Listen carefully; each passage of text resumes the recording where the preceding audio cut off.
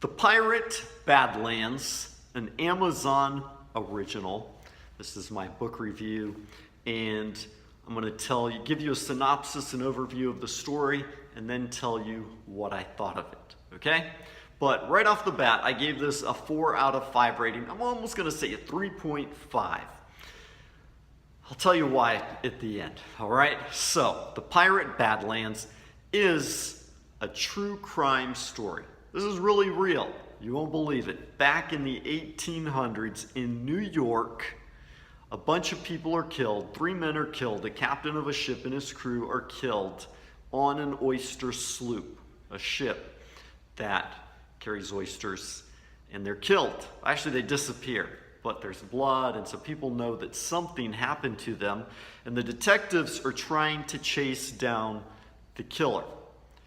It ends up that this guy was a mass serial killer. He killed at least 100 people over his lifetime, not just in the United States. Excuse me. He traveled all around the world, killing and slaughtering people on ships, and as he traveled on ships around the world. So it's a pretty crazy story. And throughout the story, you're not really sure, if this is really the guy that they're looking for. There's just kind of a bit of suspense there. But they end up catching a man. He goes to trial. And at the end, I don't want to ruin any spoilers for you, but I will say that at the end, justice is served.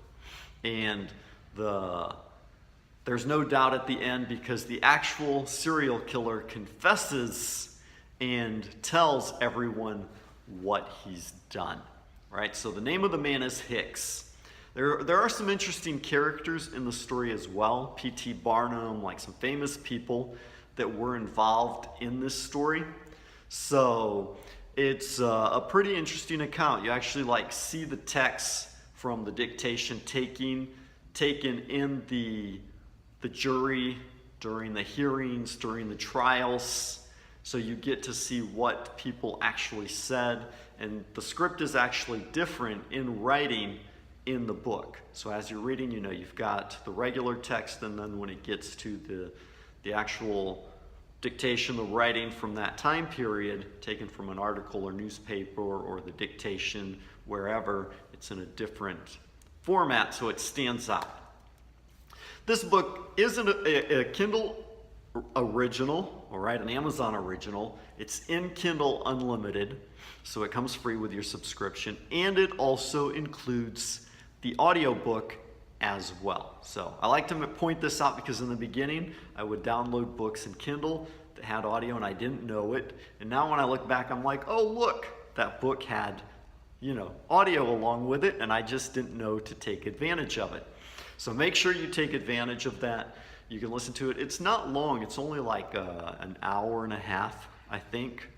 So it's a quick, short read.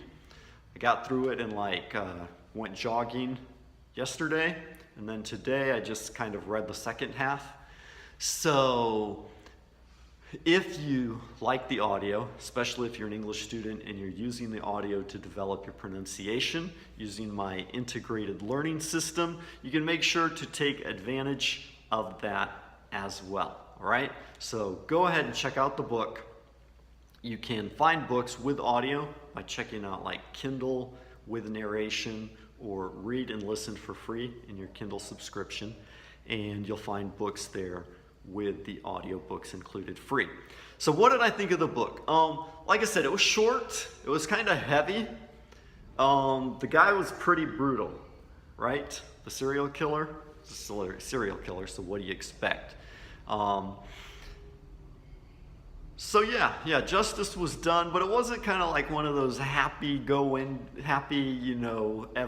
ever after kind of books where justice is done and everybody's lives happily ever after. It kind of left me with a heavy feeling, but I guess that's kind of the purpose, how most true crime books leave you feeling. I remember watching the series True Crime a while back, the first season, and I remember having that kind of heavy, dark, brooding feeling, not just at the end, but like the whole way through it. So if you like that kind of stuff, if you like true crime, and you don't, you're not looking for the happily ever after, the prince and, princess to ride off into the sunset, then you will probably enjoy this book.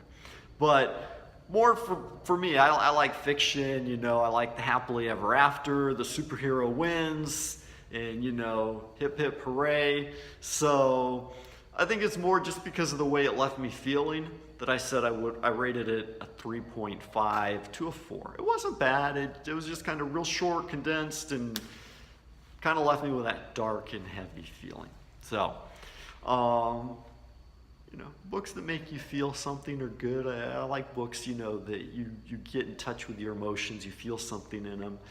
But I don't think this was the kind of feeling that I was looking for. Not what I expected from this book.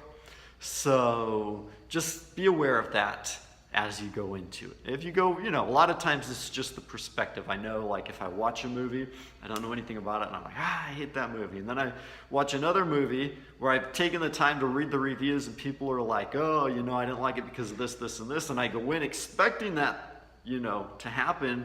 And then you're like, oh, this is a great movie because, it met up with your expectations. So I think it's more of an expectation kind of thing rather than the book itself.